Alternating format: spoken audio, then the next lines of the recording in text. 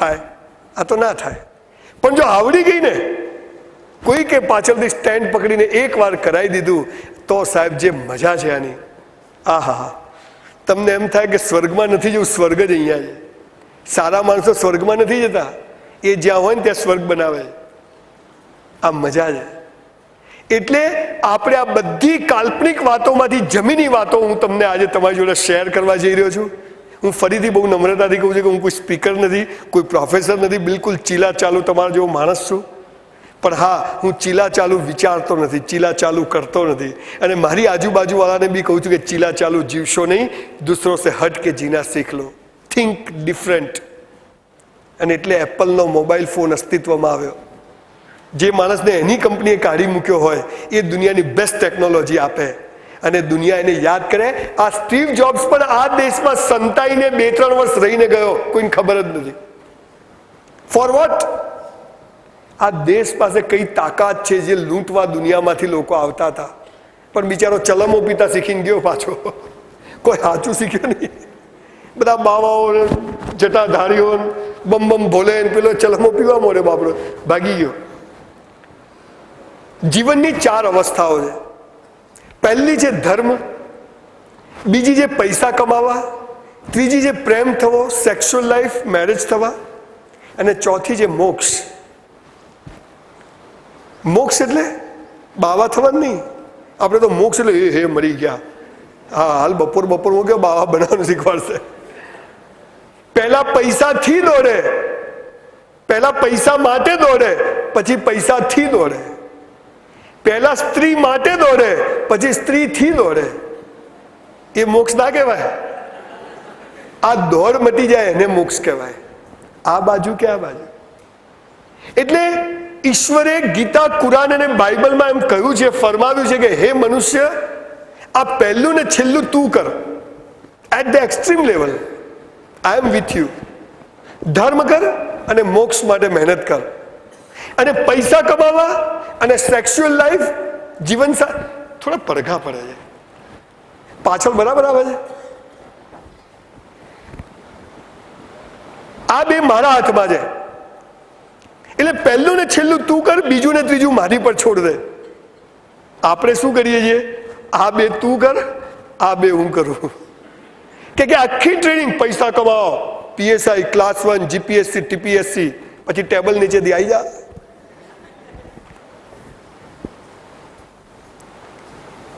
અને પ્રેમ, sexual life, પૈણું તો તને જ પૈણું, બરબાદ થવું, મેસેજ કરવું, મારી યુવાની બગાડું, ભણવાનું બગાડું, અને પછી 2 જણા ભેગા થઈને રોવે.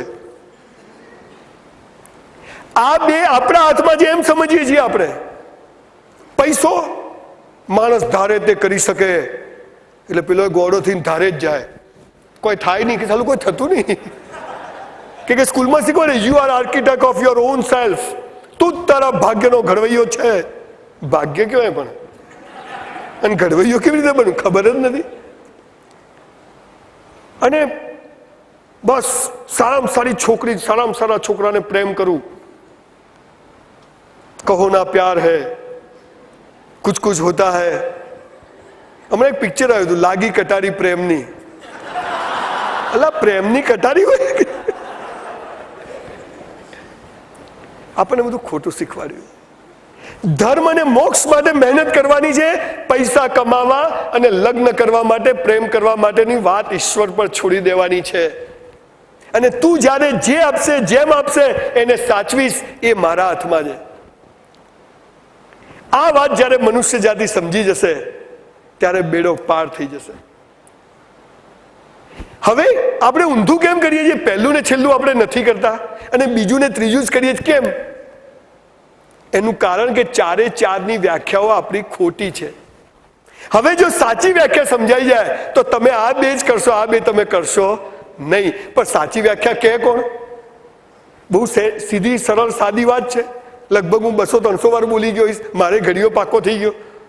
તમારામાંથી જે બીજી ચીજી વાર સાંભળતા એનો ઘડીઓ ભગવાન કરીને પાકો થઈ જાય.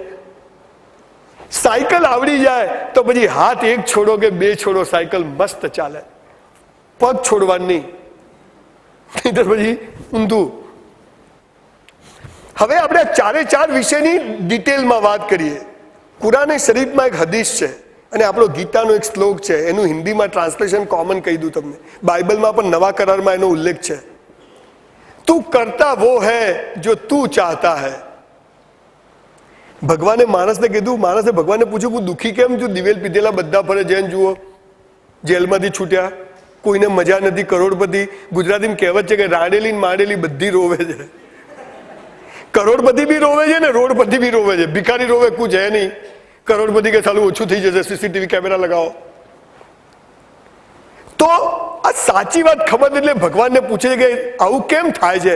ત્યારે ઈશ્વરે સરસ જવાબ આપ્યો છે, તું કરતા વો હૈ જો તું ચાહતા હૈ, ફિર હોતા વો હૈ જો મેં ચાહતા હું. આપણે ઊંધા પડીએ.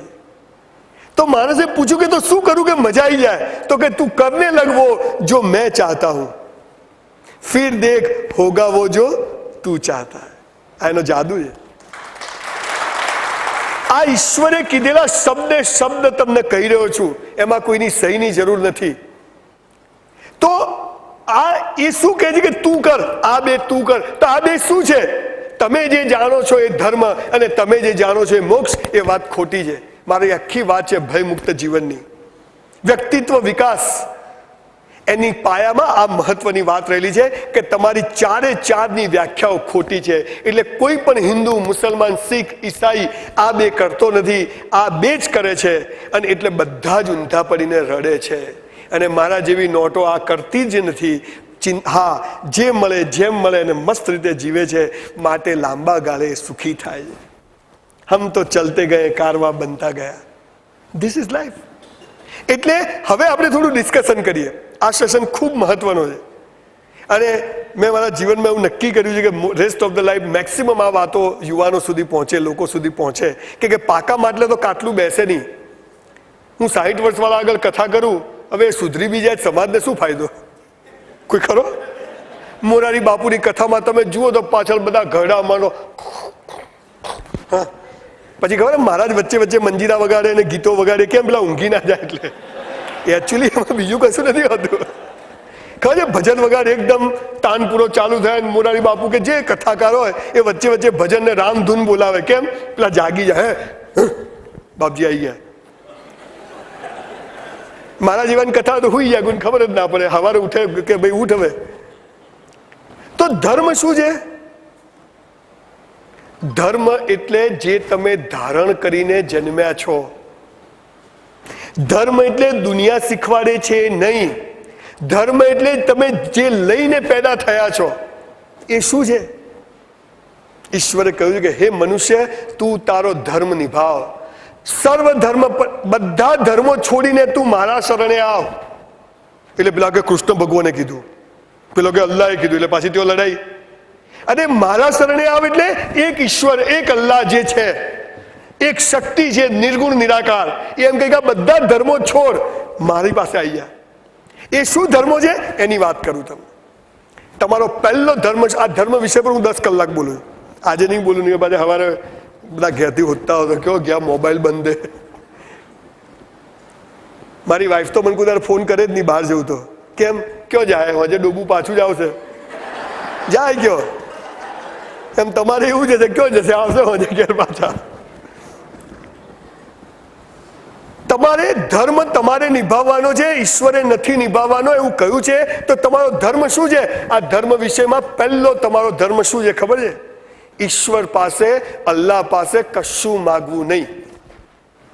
અને તમને શીખવાડે છે કે રોજ ભિખારી બનો. હે માતાજી કોક કર. તમને ખબર છે, તમે જયારે મંદિર જાઓ ને, મસ્જિદમાં જાઓ છો ને, ત્યારે ઈશ્વર શું કહે છે ખબર? કે એ ભિખારી આવ્યો. તમે અંબાજી મંદિરમાં જાઓ, ખોડિયારમાંના મંદિરમાં નમાજ પઢવા જાઓ, દુઆ કરવા જાઓ, મૂળ કેમ જાઓ છો ખબર? ભીખ માગવા. યા અલ્લાહ તેરે સે કુછ છાના નહીં હે. અમારી ઇમરાન તો રોજ કહેવાય અલ્લાહ સુનતા જ નહીં. છોકરીઓ તો પાછી મંદિરમાં જાય, હે ભગવાન 5 સોમવાર કરું, હારો વર મળજો. એવો ખટારા જેવો મળશે ને બહેનો, યાદ કરી જશો તમે. છોકરાઓ હોય તો કે ચલો રોકડિયા હનુમાન, પેલા આવવાના.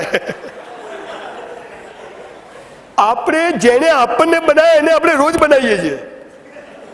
જેને આપણને બનાવે ને મારો બેટો પાછો નારિયેલ લઈને જાય, ચુંદડી લઈને જાય, એમ ભગવાન અલા સાલા એનું જ છે, તું એને આપે? આ બાપાનું છે. ભગવાનને પણ ઉલ્લુ બનાવવાની, લાગવક કરવા. આપણે ધારો કે હરિભાઈ ચૌધરી MP હોય, એમના ઘેર જઈએ એટલે કે હરિભાઈ તમે તો બાપુ, એટલે હરિભાઈ વાળા ટટ્ટાર થાય પાછા, કે તમારો તો બાપુ બંદૂક વાળો હાથે ફરે છે, એટલે એ વળી પાછા ઓમ ટટ્ટાર થાય. બધું બરાબર થાય સાહેબ, તમે તો ઓમ ને તેમ. પછી ધીરે રહીને કહેવાનું આ બેબલીને જરા નોકરીનું કરાવી દેજો ને, એટલે હરિભાઈ પાછા તરત ચિઠ્ઠી લખવા બેસી જાય. એમ આપણે જયારે ભગવાન પાસે જઈએ છીએ ને, નાની મોટી સોગાદો આપીને પછી ભગવાને ચાલ તું અદ્ધર થઈ જશે. આ કોઈ રાજકારણી છે? આ ભગવાનની બધી વસ્તુઓ તું એને, અરે ફૂલો જ્યાં છે ત્યાં ચડેલા જ છે, ત્યાંથી ઉતારીને બીજે ચડાવશો નહીં. આપણે ખબર છે એક છોડ ઉપર ફૂલ હોય ને તો અઠવાડિયું રહે, ઉતારી દો 10 મિનિટમાં કચરામાં. એ જ્યાં છે એ ભગવાન જ છે. આ ભગવાન, આ ભગવાન, આ ભગવાન, આ સમગ્ર અસ્તિત્વ, the totality universe is a God. કોઈ એક જગ્યાએ ભગવાન કે અલ્લાહ કોઈ આકાશમાં લટકતા નહીં, ચલો આ જાઓ, એ તો બધું સમજાવવાની વાતો છે. પણ તમારો પહેલો ધર્મ છે કે એ શક્તિ પાસે, એ ઈશ્વર પાસે કશું માગવું નહીં. કૌંસમાં એ કશું આપશે બી નહીં. સમજ પડી? ડફોલ નથી. ભગવાને કેટલા સોમવાર કર્યા. વચ્ચે વળી એક સંતોષી માતા આવ્યા હતા, ચણા ને ગોળ વેચાય. પછી વળી હમણાં એક દશામાનું ચાલ્યું, એક રોકડિયા હનુમાનનું ચાલ્યું, વળી કોક વાર ઉનાવા પીર બાપજીનું ચાલે. આ બધી ફેશનો ચાલે ભગવાનોની. મિત્રો, આ સમગ્ર અસ્તિત્વ જે ચલાવે છે, નિર્ગુણ નિરાકાર એક ઈશ્વર, એક અલ્લાહ, એ કોઈના માટે જુદો નથી. એને તમારા ફૂલોની, ચુંદડીઓની, મીણબત્તીની, કેન્ડલોની કોઈ જરૂર નથી. એ એનું જ છે. એ દરિયો છે, દરિયો. તમે ચમચી લઈને ઊભા છો કે આટલું આપી દે, અરે દરિયામાં જતા રહો એટલે તમે જ એના મય બની જાઓ. એટલે તમારો પહેલો ધર્મ છે કે મંદિર મસ્જિદ જવાનું, ચર્ચમાં જવાનું. હું ઘણી વાર ચર્ચમાં જઈને બેસું છું 2-2 કલાક, એટલી મજા આવે. પણ ભગવાન એ ઘંટનો અવાજ નથી સાંભળતો, તમારા મંદિરની ઘંટડીઓનો અવાજ નથી સાંભળતો, તમારી મસ્જિદના મિનારા પરથી વાગતા માઇકોના અવાજો એ નથી સાંભળતો, પણ એ કીડીના પગનો અવાજ સાંભળી લે છે. આ ઈશ્વરની વાત કરું છું. એને તમારા સર્ટિફિકેટની જરૂર નથી. તું સાચો હોય તો આમ થજે, એટલે એ તો સાચો છે, તું જુઠ્ઠો છે સાલા, એ તો ટોપ છે. એને કોઈ સત્તા પાછા ભગવાનને ચેલેન્જ કરે, તું સાચો હોય તો આમ થજે, કઈ બી હોય ભગવાન પર નાખી દેવાનું. આ ઈશ્વરની વાત કરું છું કે ઈશ્વર ખૂબ દયાળુ છે, પણ ભીખ માગવા જશો નહીં. બીમાર હો, તકલીફમાં હો, બહુ મુસીબતમાં હો, ત્યારે ભગવાન પાસે જશો નહીં. પણ જ્યારે ખુશ હો, મજામાં હો, તનતનાટ બધું ચાલતું હોય, ત્યારે મંદિર જવાનું, નાચતા નાચતા મસ્જિદ જવાનું. મજા આવી ગઈ બાપુ. આ તો હરી જાય, મરવા પડે, ભગવાન લઈ લે. ભગવાન કે ત્યો જ રહે તું, સાલા લોકોનું ખૂબ લોહી પીધું છે. એ તો ભગતસિંહને લઈ લે, સુભાષચંદ્રને લઈ લે, સોક્રેટિસને લઈ લે, મીરાને લઈ લે, મહમ્મદને લઈ લે, જીસસને લઈ લે, તમને મને લે. કરે શું? ઉપર જાઓ તો ત્યાં બી આપણે તો યુનિયન જિંદાબાદ, અમારી માંગે પૂરી કરો. આ ઈશ્વર નથી. પણ હા, તમે જે મંદિર મસ્જિદમાં જાઓ છો એ જરૂરી છે. કેમ? આ રૂમમાં પંખો બંધ હોય ને તો ગરમી લાગે, પણ પંખો ચાલુ કરો ને તો હવા આવે. તો એ હવા પંખામાં ભરેલી નથી, એ તો અહીંયા છે જ, પણ પંખાથી ફીલ થાય. પંખામાં હોય એ તો રૂમમાં હોય જ. એ મંદિર મસ્જિદમાં ઈશ્વર અલ્લાહ નથી, પણ મંદિર મસ્જિદથી આપણને ફીલ થાય છે કે ધેર ઇઝ અ ગોડ. સંડાસમાં બેસીને પણ ઈશ્વરને યાદ કરી શકાય. ક્યાં બેસીને ના કરી શકાય?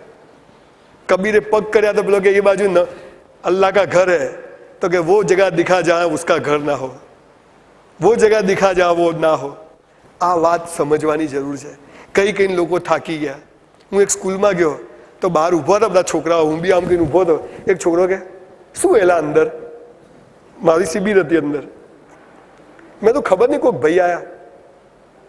હા, હવે આવા તો કેટલા આયા ને કેટલાય ગયા. કે શું ફરક પડે કે યાર?